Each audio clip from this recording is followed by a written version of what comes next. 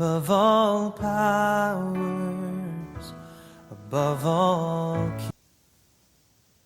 안녕하세요. 이번 한 주도 주님과 함께 승리하셨습니까? 제가 매일 승리하셨습니까? 라고 물어보는 이 질문은 여러분께 드리는 질문뿐만 아니라 저에게 매일 질문하는 질문입니다. 나는 지금 주님의 승리로 살아가고 있는지, 비록 나는 힘이 없고 능력이 없고 아무런 권세도 없지만 오직 주 예수 그리스도께서 나와 함께 하심으로 주 예수 그리스도의 승리가 지금 내 삶의 승리로 경험되어 살아가고 있는지, 우리가 정말 매 순간 우리를 말씀 앞에 우리가 비춰보며 주님과 함께 동행하는 우리가 되었으면 좋겠습니다. 오늘 본문 말씀은 시편 46편 말씀입니다. 제가 말씀을 읽어드리도록 하겠습니다. 하나님은 우리의 피난처시요 힘이시니 환난 중에 만날 큰 도움이시라. 그러므로 땅이 변하든지 산이 흔들려 바다 가운데에 빠지든지 바닷물이 솟아나고 뛰놀든지 그것이 넘침으로 산이 흔들릴지라도 우리는 두려워하지 아니하리로다. 셀라. 한 시내가 있어 나뉘어 흘러 하나님의 성 곧 지존하신 이의 성소를 기쁘게 하도다. 하나님이 그 성 중에 계심에 성이 흔들리지 아니할 것이라. 새벽에 하나님이 도우시리로다. 뭇 나라가 떠들며 왕국이 흔들렸더니 그가 소리를 내심에 땅이 녹았도다. 만군의 여호와께서 우리와 함께 하시니 야곱의 하나님은 우리의 피난처시로다. 셀라. 와서 여호와의 행적을 볼지어다. 그가 땅을 황무지로 만드셨도다. 그가 땅 끝까지 전쟁을 쉬게 하시며 활을 꺾고 창을 끊으며 수레를 불사르시는도다. 이르시기를 너희는 가만히 있어 내가 하나님됨을 알지어다. 내가 뭇 나라 중에서 높임을 받으리라. 내가 세계 중에서 높임을 받으리라 하시도다. 만군의 여호와께서 우리와 함께 하시니 야곱의 하나님은 우리의 하나님이시로다. 셀라. 아멘. 네, 오늘 읽어드렸던 이 시편 46편은 종교개혁가 루터가 종교개혁을 일으키면서 참 많은 어려움 가운데, 그리고 때로는 목숨의 위협도 또 상상하지 못할 그런 어려움과 고통 가운데 있을 때 이 말씀을 묵상하면서 하나님께서 내주는 강한 성이요라고 찬양을 짓기도 하셨고, 그리고 이 루터가 이 말씀을 통해서 많은 힘을 얻고 회복이 되었다라고 말합니다. 네, 이 루터가 살았던 이 시대, 이 면죄부를 팔았던 이 카톨릭에 대해서 종교 개혁을 일으켰던 이 루터, 사실 이 루터가 살고 있었던 이 삶의 모습도 많이 힘들고 어렵지만 우리가 살아가고 있는 이 삶의 모습도 그와 별반 다르지 않다라는 생각을 많이 합니다. 이 21세기 가운데, 그리고 이 코로나의 상황 가운데에서 우리가 정말 주 예수 그리스도로 하나님으로 살아가는 것, 이것이 정말 우리의 힘이 아닌 오직 하나님의 힘으로 살아갈 수밖에 없음을 우리가 말씀을 통하여 더욱더 알게 하고 계십니다.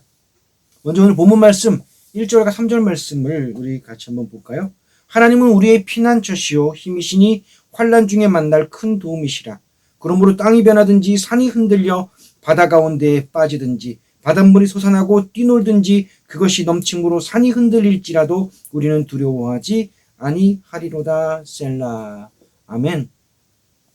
네, 그래요. 시편 기자가 처음 1절에 이렇게 말씀하고 이렇게 선포하고 있습니다. 하나님은 우리의 피난처요 힘이요 큰 도움이시다라고 말입니다. 이 피난처라는 이 단어는 히브리어로 마하세라는 이 단어입니다. 이 마하세라는 단어는요, 대적들의 어떠한 공격도 방어해내고 상상할 수 없는 위협적인 상황 속에서도 몸을 숨겨 생명을 보호할 수 있는 천혜의 요새, 바로 가장 안전한 장소를 말할 때 이 마하세라는 히브리어 단어를 쓴다고 합니다. 또 힘, 이 힘은 히브리어로 오즈라는 단어입니다. 이 힘은 하나님으로부터 부여되는 능력, 하나님으로부터 나타나는 하나님의 놀라우신 권능을 말할 때 이 힘, 이 히브리어 단어를 쓴다고 하고요. 이 도움은 히브리어 에즈라라는 단어인데요. 도움, 원조, 라는 뜻도 있는데 오늘 본문에서는 사실 이 도움보다는 돕는 자, 돕는 분이라는 의미로 사용되었습니다. 네, 그래요. 이 시편 기자가 지금 고백하고 선포하는 것처럼 하나님은 나의 피난처시요, 나의 힘이시요, 나의 돕는 분이십니까? 1절부터 3절까지 말씀을 읽으면서 정말 하나님이 나의 피난처시요, 나의 힘이시요, 나의 돕는 자임을 내가 신뢰하고 믿는다면 나는 두려워하지 아니하리로다라고 고백을 하고 있습니다. 이 두려워하다라는 단어는요, 히브리어 야레라는 단어입니다. 두려워하다, 무서워하다라는 단어인데요. 사실 이 두려워하다, 이 무서워하다는 것은 나도 모르는 사이에 이 세상의 것들, 이 어려움과 고통에 잠식되어서 하나님을 바라보지 못하고 있는 그런 상황들을 말하기도 합니다. 사실 그래요. 이 세상의 일들이 안 두렵고 안 무섭습니까? 아니요. 사실은 유한한 우리의 능력으로 보았을 때는 이 세상의 일들이 두렵고 무섭습니다. 오늘 본문 말씀 2절에서 이렇게 말하잖아요. 산이 흔들리고 땅이 변하고 바다 가운데 빠지고 바닷물이 솟아나고 뛰놀고 산이 흔들릴지라도 라고 말을 하고 있습니다. 이러한 천재지변들이 일어나고 있는데 과연 안 무서울 사람이 과연 있을까? 21세기를 살아가는 지금 이 시대에 우리는 고도로 발달된 과학 속에 살아간다고 자부하고 있습니다. 그러나 아무리 고도로 발달된 이 과학 속에서도 이 천재지변 앞에서는 무용지물로 보여질 때가 너무나 많지 않습니까? 우리가 이 천재지변, 이 날씨를 어떻게 할 수 있는 것이 아무것도 없습니다. 다만 이 날씨에 대해서 우리가 예보라고 해서 예측을 하고 있는 건데요. 이 예보와 예측도 우리가 명확하게 알 수 없는 게 지금 우리의 현실 아닙니까? 이러한 자연현상, 또 이렇게 우리 앞에 나타나는 수많은 어려움과 고통들 앞에서 두려워하고 무서워하는 것이, 그것이 사실은 우리의 모습이고 우리의 존재요, 우리의 연약함이라는 것입니다. 그래요. 우리는 그러한 존재입니다. 그러나 정말 하나님이 우리의 피난처시고 우리의 힘이 되시고 우리를 돕는 분이심을 내가 믿고 확신한다면 더 이상 우리는 그것들 앞에서, 그런 환경들 앞에서 우리는 두려워하지 않을 수 있게 해주신다는 것입니다. 오히려 그렇게 어려움 앞에서도 오히려 우리는 믿음의 고백을 하게 해주십니다. 성경에서 사도 바울을 통해서 이렇게 고백하게 하셨습니다. 형제들아, 우리가 아시아에서 당한 환난을 너희가 모르기를 원하지 아니하노니 힘에 겹도록 심한 고난을 당하여 살 소망까지 끊어지고 우리는 우리 자신이 사형 선고를 받은 줄 알았으니 이는 우리로 자기를 의지하지 말고 오직 죽은 자를 다시 살리시는 하나님만 의지하게 하심이라. 아멘. 네, 그렇습니다. 이렇게 정말 사형 선고를 받고 살 소망까지 끊어지는 그러한 고통과 아픔과 어려움 속에서도 이 모든 것이 오직 죽은 자를 다시 살리시는 하나님만 의지하게 하려 하시는 하나님의 은혜다라고 고백하는 이 고백. 이 고백이야말로 이 땅에서 정말 하나님이 나의 피난처시요, 나의 힘이시요, 나를 돕는 분이라고 선포하는 그리스도인의 삶의 고백이라고 생각합니다. 자, 그 다음에 오늘 본문 4절에서 7절 말씀에 또 이렇게 말씀하시죠. 한 시내가 있어 나뉘어 흘러 하나님의 성 곧 지존하신 이의 성소를 기쁘게 하도다. 하나님이 그 성 중에 계심에 성이 흔들리지 아니할 것이라. 새벽에 하나님이 도우시리로다. 뭇 나라가 떠들며 왕국이 흔들렸더니 그가 소리를 내심에 땅이 녹았도다. 만군의 여호와께서 우리와 함께 하시니 야곱의 하나님은 우리의 피난처시로다. 셀라. 아멘. 네, 이제 시편 기자의 시선은 하나님이 나의 피난처시요, 나의 힘이시요, 나를 돕는 분이라는 것과 함께 더더욱 하나님 앞에 집중을 하고 있는 모습을 보고 있습니다. 네, 2절과 3절에 나타났던 그 고백들, 힘들고 어렵고 두렵고 무서운 이 모든 환경 속에서도 우리가 두려워하지 않는 것은 하나님이 우리의 진정한 피난처시요, 힘이시요, 돕는 분이심을 이제 알기에 그것으로 끝나는 것이 아니라 진짜 하나님을 더욱더 집중하고 하나님을 묵상하며 고백을 하고 있습니다. 본문 말씀에서 하나님의 도성은 시온을 포함하는 예루살렘을 의미하고 있습니다. 그런데 이 시온성은 다윗성이라고도 불리기도 하고요. 사실은 다윗이 왕이 되어서 점령하기 전까지는 이스라엘이 여부스 사람들로부터 점령하지 못했던 초롱성 같은 놀라운 요새입니다. 그러나 이 성에도 취약점이 하나 있었습니다. 무엇이냐면 이 성 안에 물의 근원이 된 샘이 없었다라는 것입니다. 이 성은 밖으로부터 물을 공급받지 못하면 그 안에 있는 사람들이 살 수 없었던 성입니다. 이 말씀을 묵상하면서 이 다윗성을 먹이는 이 샘, 기온샘에 대해서 생각을 해보게 되었습니다. 이 기온샘이 없다면 이 다윗성은 절대로 살아남을 수 없습니다. 그래서 이 기온샘으로부터 모든 물이 흘러 들어와서 이 다윗성이 안에 있는 모든 사람들이 살 수 있었다라고 합니다. 이 기온샘은 간헐천으로 해서 하루에 2번에서 4번 정도 약 1톤의 물이 솟아났다라고 합니다. 그 물의 양이 많아서 약 한 2,500명 정도의 사람들이 매일 식수로 사용하고 물로 사용할 수 있는 그러한 샘이 이 기온샘이라고 해요. 이 다윗성이 아무리 대단한 성이고 아무리 엄청난 초롱성 같은 요새라 할지라도 만약에 이 기온샘으로부터 물을 부여받지 못한다면, 물을 공급받지 못한다면 이 다윗성은 결코 사람이 버틸 수 있는 성이 아닙니다. 우리의 삶도 마찬가지 아닙니까? 우리가 겉으로 보기에는 아무리 멀쩡해 보이고 아무리 괜찮아 보여도 하나님으로부터 모든 것을 공급받지 못한다면 우리는 아무것도 할 수 없는 존재입니다. 이 고백의 반대가 뭡니까? 방금 말씀드렸던 것처럼 우리가 하나님으로부터 아무것도 공급을 받지 못한다면 우리는 아무것도 할 수 없는 존재. 즉 하나님으로부터의 단절은 곧 우리의 가장 위험한 순간이라고 말씀을 하고 있는 겁니다. 하나님의 그 뜻, 하나님의 그 말씀, 하나님의 그 음성을 따라 순종하는 것이 아니라 내 생각, 내 계획, 내 뜻과 내 방법대로 살아가는 그 모습들이 사실은 우리가 가장 위험한 모습이라고 말씀을 하고 있는 겁니다. 자, 그런데 오늘 본문 방금 말씀 읽었던 말씀에 어떻게 말씀하십니까? 4절에 한 시내가 있어 나뉘어 흘러 하나님의 성 곧 지존하신 이의 성소를 기쁘게 하도다. 네, 여태까지는 이 성에 뭐가 없었다고요? 샘이 없었습니다. 물이 없었습니다. 그런데 이 성에 물이 있다라는 겁니다. 샘이 있다라는 겁니다. 이제는 그럼 이 성은 그 어떠한 취약점도 없고 완벽한 성이, 완벽한 요새가 되었음을 말씀하고 있습니다. 주님께서 이렇게 말씀하셨어요. 나를 믿는 자는 성경의 이름과 같이 그 배에서 생수의 강이 흘러나오리라 하시매. 아멘. 맞아요. 하나님을 떠나서는 우리가 목말라 살 수 없었던 우리들입니다. 그러나 이제 예수 그리스도를 통해서 생명의 물을 우리가 받음으로 생수의 강이 흘러 넘치게 되었다고 말씀을 하고 계시는 것입니다. 바로 우리 주님이 생명을 주시는 생명수이심을 우리에게 말씀하고 계십니다. 우리 주님의 생명수가 공급되는 것에 대해서 성경은 또 이렇게 예언하고 있습니다.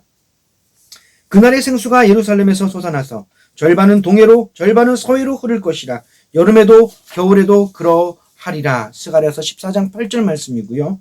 또 한 말씀은 이 강물이 이르는 곳마다 번성하는 모든 생물이 살고 또 고기가 심히 많으리니 이 물이 흘러들어가므로 바닷물이 되살아나겠고 이 강이 이르는 각처의 모든 것이 살 것이며 에스겔서 47장 9절 말씀입니다.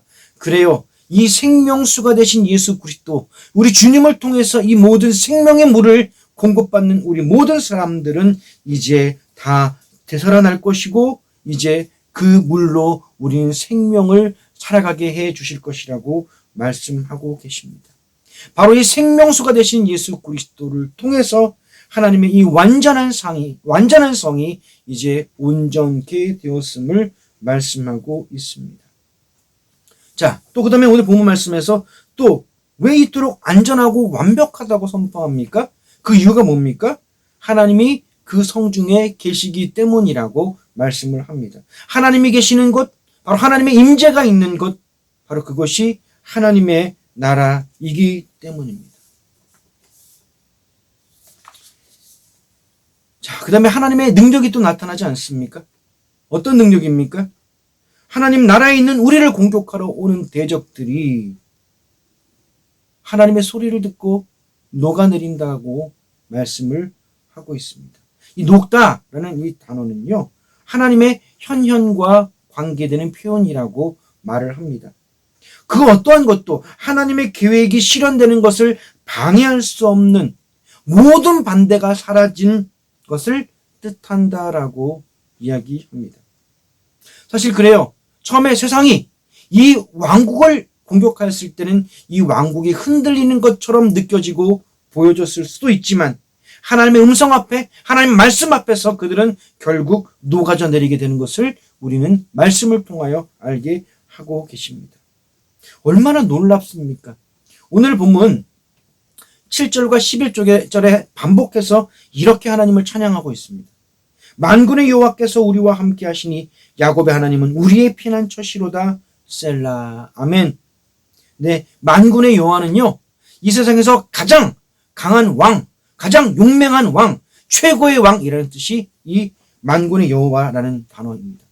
그리고 야곱의 하나님은요, 연약하고 낮은 우리의 하나님이 되신다라는 의미를 갖고 있다라고 합니다. 자, 그럼 어떤 거죠? 이 세상에서 가장 최고의 왕이시고 가장 용맹한 왕이신 하나님께서 바로 이 연약하고 부족하고 나약한 우리의 하나님이 되어주신다라고 말씀을 하고 계시는 거예요. 바로 이 용맹스럽고 최고의 왕이신 하나님이 우리의 피난처요, 우리의 힘이요, 우리의 돕는 분이 되어주신다라고 선포되어지고 있는 것입니다. 오늘 또 본문 8절과 9절에 이렇게 말씀하고 계시죠. 와서 여호와의 행적을 볼지어다. 그가 땅을 황무지로 만드셨도다. 그가 땅 끝까지 전쟁을 쉬게 하시며 활을 꺾고 창을 끊으며 수레를 불사르시는도다. 아멘. 네, 시편 기자가 이제 너무도 놀라운 고백을 선포하고 있습니다. 이제는 이 시편 기자의 이 고백은 최고조로 흥분된 것 같아요. 뭐라고 고백합니까? 자, 와서 여호와의 행적을 볼지어다 라고 말을 합니다. 저는 이 음성을 말씀을 묵상하면서 이렇게 들리는 겁니다. 자, 너희들이 직접 와서 내가 지금 말하고 있는 이 하나님, 놀라우신 이 하나님, 우리의 피난처가 되시고 우리의 힘이 되시고 우리의 돕는 자 되신 이 하나님에 대한 이 말들을 내 말만 듣는 것이 아니라 너희들이 눈으로 직접 보고 너희들이 확인해서 너희들이 믿어라 라고 하는 담대한 믿음의 선포입니다. 얼마나 놀랍습니까? 사실 이렇게 고백한 이 시편 기자가 더욱 세밀하게 자신이 그렇게 하나님을 자랑하며 자신 있게 선포할 수 있는 이유에 대해서 이야기합니다. 하나님이 어떻게 해요? 황무지로 만들었다고, 땅을 황무지로 만들었다고 말씀하고 있어요.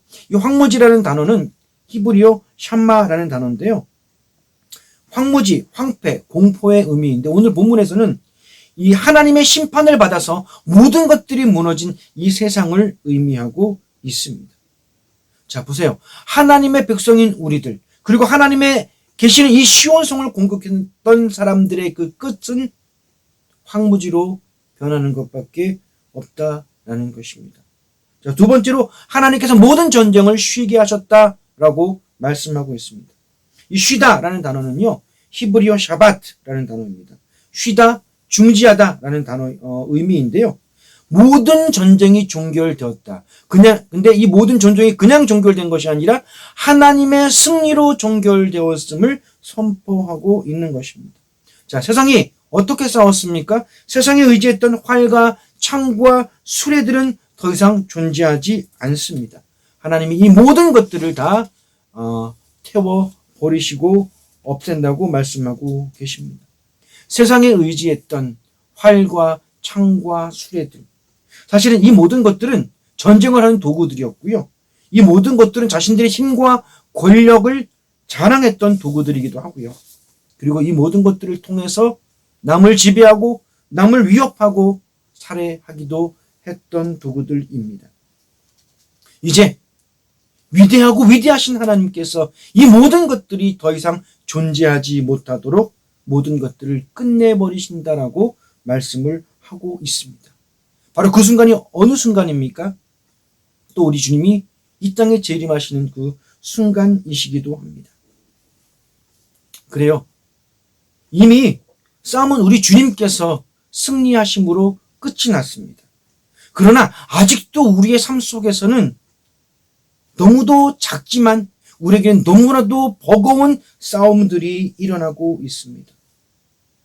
주님께서 이미 승리하셨기 때문에 이 전세를 뒤집지는 못하지만요, 우리에게 있는 이 불신앙과 불믿음, 오해와 불신과 의심과 반목으로 인해서 한 영혼이라도 더 넘어뜨려서 쓰러뜨리기 위한 이 사탄 마귀의 마지막 안간힘의 싸움들이 우리의 삶 속에 존재하고 있지 않습니까? 이렇게 힘겹게 싸우고 있는 이 싸움에 종교를 선포하고 계시는 것입니다. 자, 보십시오. 이렇게 힘들고 어렵게 싸우고 있는 우리에게 우리 주님이 와서 이제 종교를 선포하실 때 이것보다 더한 위로와 기쁨이 우리에게 어디 있겠습니까? 본문 10절과 11절에 이렇게 말씀하십니다. 이르시기를 너희는 가만히 있어 내가 하나님됨을 알지어다. 내가 문 나라 중에서 높임을 받으리라. 내가 세계 중에서 높임을 받으리라 하시도다. 만군의 여호와께서 우리와 함께 하시니 야곱의 하나님은 우리의 피난처시로다. 셀라. 아멘. 네, 하나님이 뭐라고 말씀하셨습니까? 너희는 가만히 있어 내가 너희의 하나님됨을 알지어다. 아멘. 네, 상상해 봅니다.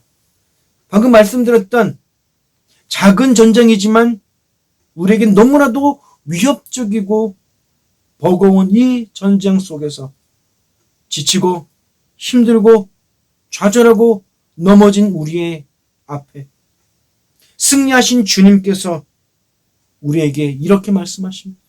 너희는 가만히 있어.